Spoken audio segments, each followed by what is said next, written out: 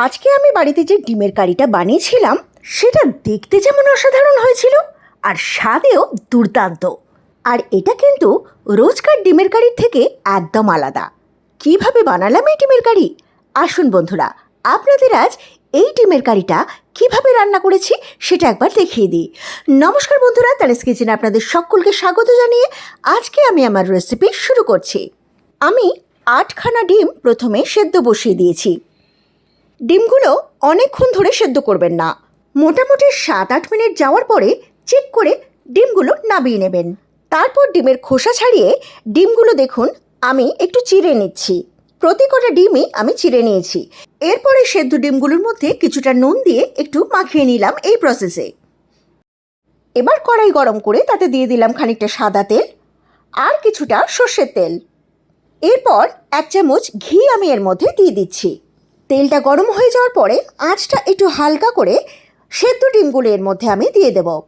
তেলের মধ্যে ডিমগুলো দিয়ে আমি প্রথমেই খুন্তি লাগাচ্ছি না, একটু এইভাবে সাঁড়াশে দিয়ে ধরে নেড়ে নিয়ে তারপর আমি ডিমগুলো উল্টে পাল্টে একটু ভেজে নেব। ডিমগুলো একটু লাল লাল করে ভাজা করে আমি আলাদা করে তুলে রাখবো একটা পাত্রে।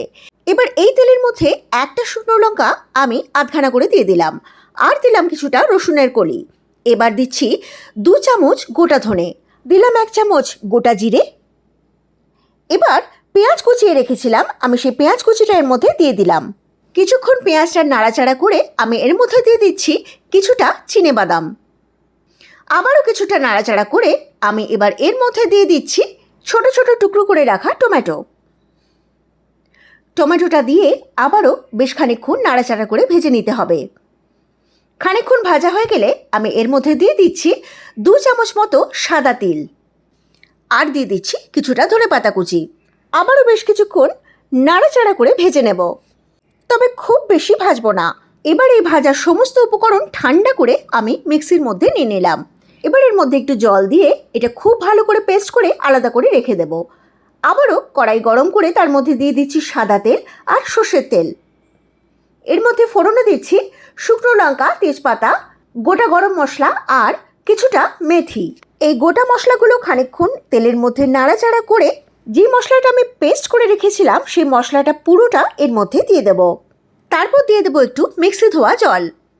এবার খুব ভালোভাবে মিডিয়াম টু লো আঁচে এই মশলাটা কষাতে থাকতে হবে। কষাতে কষাতে মশলাটা যখন একটু জল বেরোবে তখন আমি কয়েকটা গুঁড়ো মশলা দিয়ে দিচ্ছি নুন, চিনি, কাশ্মীরি লঙ্কা গুঁড়ো আর একটু শাহি গরম মশলার গুঁড়ো।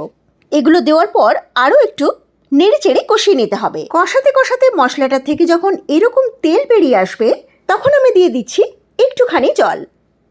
এই একটু জল দিয়ে আবারও মশলাটা কষাবো। যারা পুরনো রাঁধুনে আছেন তারা কিন্তু জানেন এই প্রসেসটায় রান্নাটা কতটা সুস্বাদু হয়ে ওঠে।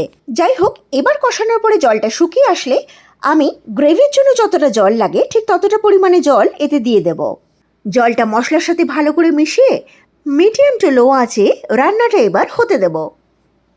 বেশ খানিকক্ষণ হওয়ার পর জল যখন একটু শুকিয়ে আসবে এখন আমি এর মধ্যে দিয়ে দিচ্ছি একটু গরম মশলা গুঁড়ো।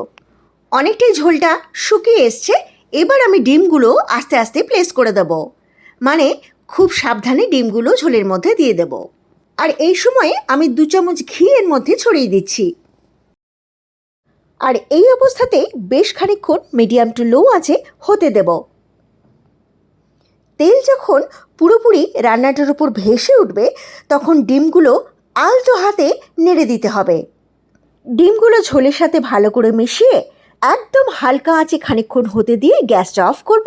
ব্যাস, ডিমের কারি আমার একদম তৈরি। কি বন্ধুরা, এরকম একটা সুস্বাদু আর লোভনীয় ডিমের কারি দেখে জিভ দিয়ে নিশ্চয়ই জল পড়ছে।